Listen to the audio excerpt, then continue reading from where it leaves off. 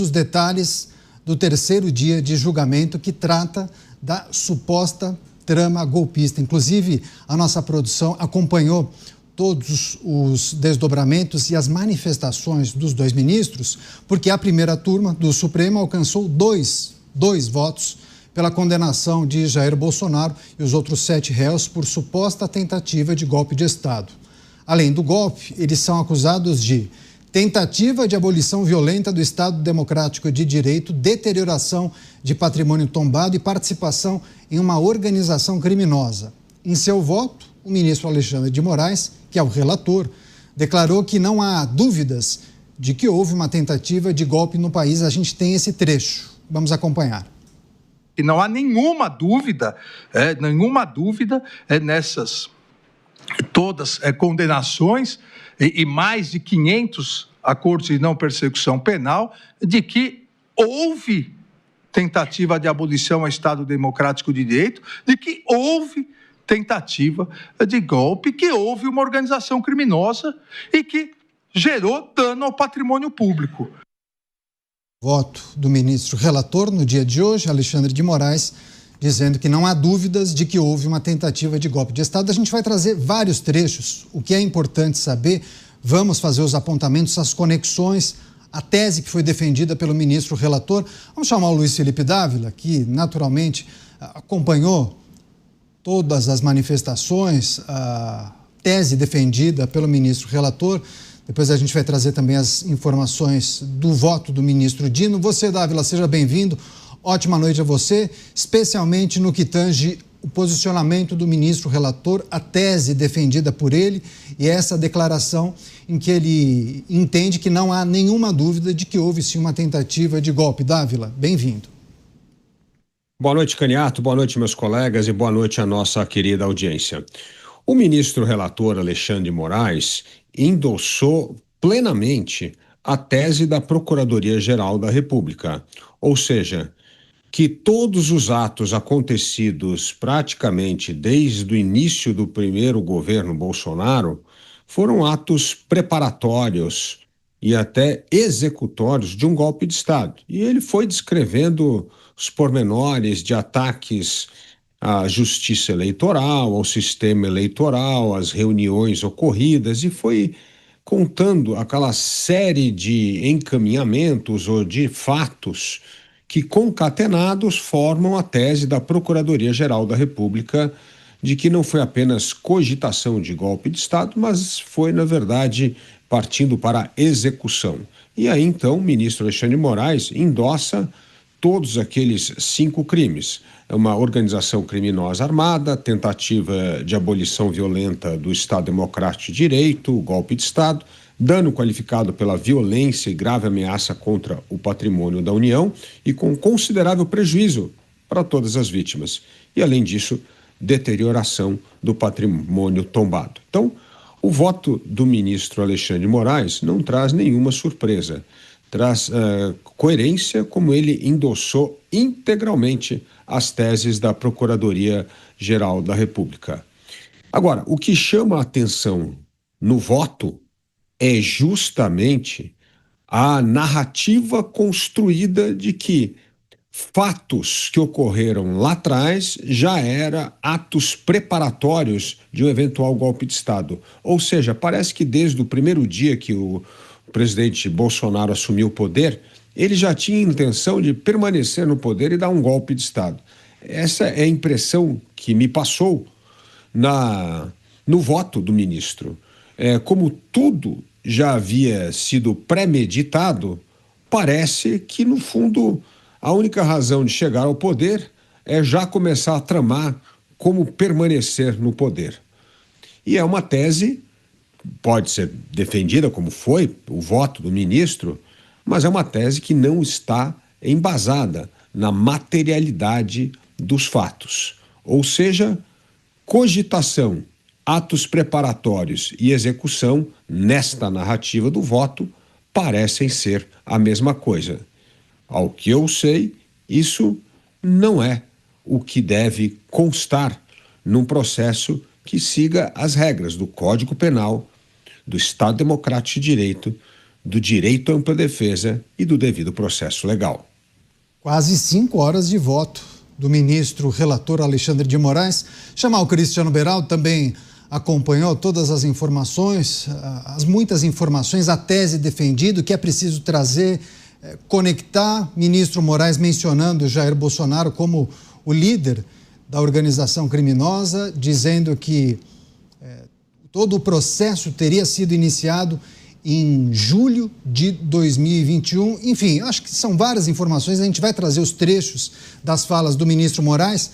Nesse giro inicial de análises, você, Beraldo, o que é preciso trazer e considerar em relação ao voto do ministro Moraes? Bem-vindo. Obrigado, Caniato. Boa noite a você, ao Dávila, ao Mota. Boa noite à audiência que prestigia diariamente os Pingos nos Is. Caniato, o que nós assistimos hoje foi o primeiro ato desse grande finale de uma peça de teatro que nós já sabíamos o final desde o início da apresentação. A condenação dura, cheia de certezas e afirmações que viria do relator, isso era sabido desde o momento em que houve a denúncia ao Supremo Tribunal Federal. Por quê? Este julgamento não trata da Constituição. Esse julgamento ele não trata da defesa da democracia. Esse julgamento não trata da defesa dos melhores interesses do Brasil, da estabilidade institucional. Esse julgamento trata de uma relação pessoal que ministros da Corte, aí eu reforço, não foi o Supremo Tribunal Federal, uma instituição centenária que já prestou inúmeros bons serviços ao país, mas que hoje é, ali na sua maioria, formada por ministros que resolveram atuar como agentes políticos. E a partir desta atuação política, inclusive, o ministro relator Alexandre de Moraes tem um histórico de vida bastante envolvido com a política no estado de São Paulo.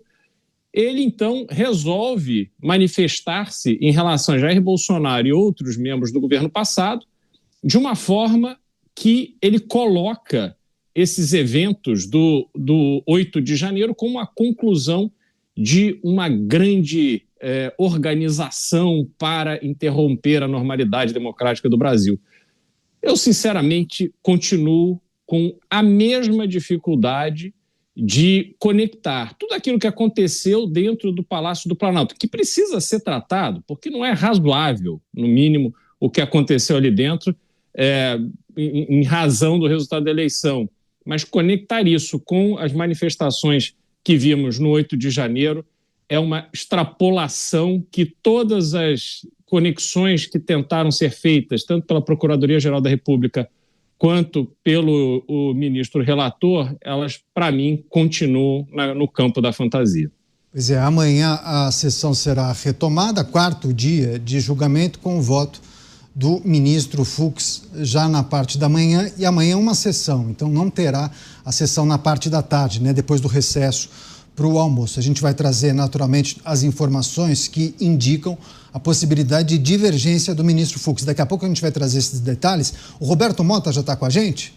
Deixa só... Tá bom, então daqui a pouco o Mota vai trazer também suas análises e comentários. Eu vou voltar com o Luiz Felipe Dávila, porque havia, né, Dávila, uma impressão de que poderia haver algum tipo de reflexão do ministro relator em relação às muitas alegações que foram feitas pelas defesas dos réus. E antes de proferir o seu voto, o ministro relator rejeitou justamente todas as alegações que foram feitas pelos advogados.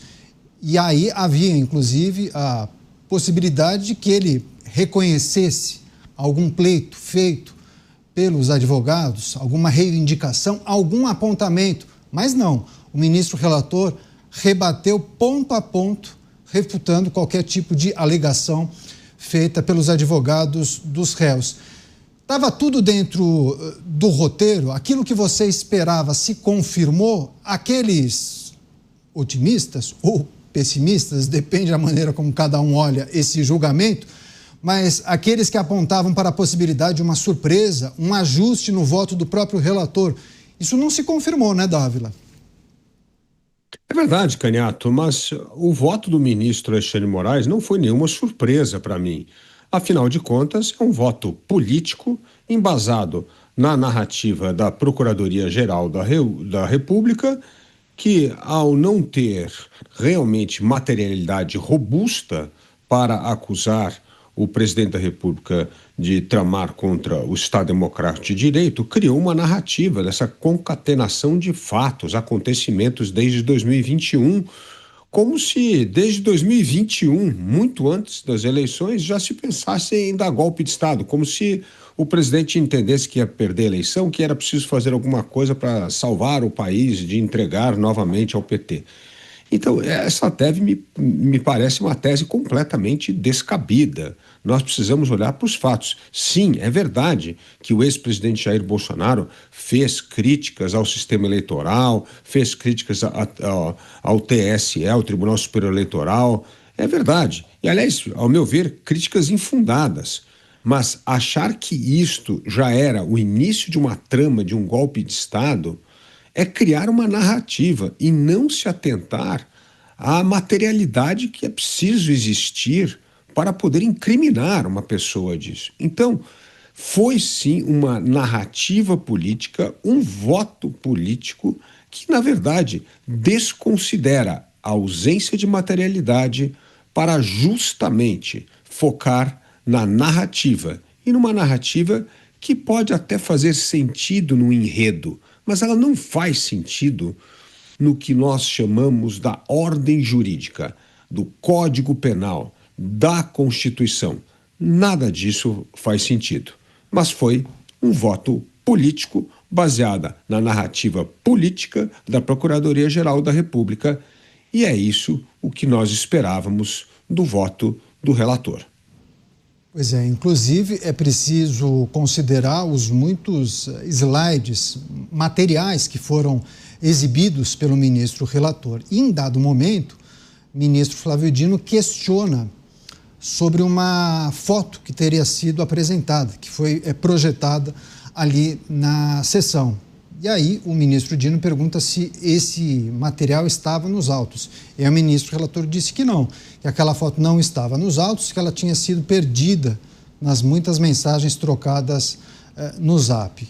Trago essa informação para ilustrar justamente reivindicações que foram feitas por advogados nas alegações de materiais que não teriam sido juntados nos autos e aí foram questionados justamente durante o julgamento. Deixa eu passar para o Cristiano Beraldo, porque quando se fala em tese e os crimes imputados aos réus, é preciso lembrar da abolição do Estado Democrático de Direito, que tipifica a tentativa de abolir o regime democrático por meio de violência ou grave ameaça. Por que eu trago essa informação? Porque a tese defendida conecta, então, todas essas reuniões, essas discussões, ao que aconteceu no dia 8 de janeiro, né? Como se toda aquela preparação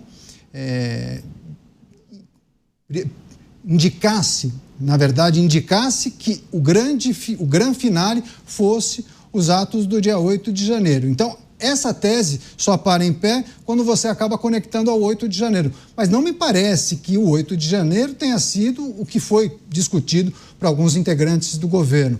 A tese só para em pé quando há essa conexão com o 8 de janeiro, né, Beraldo?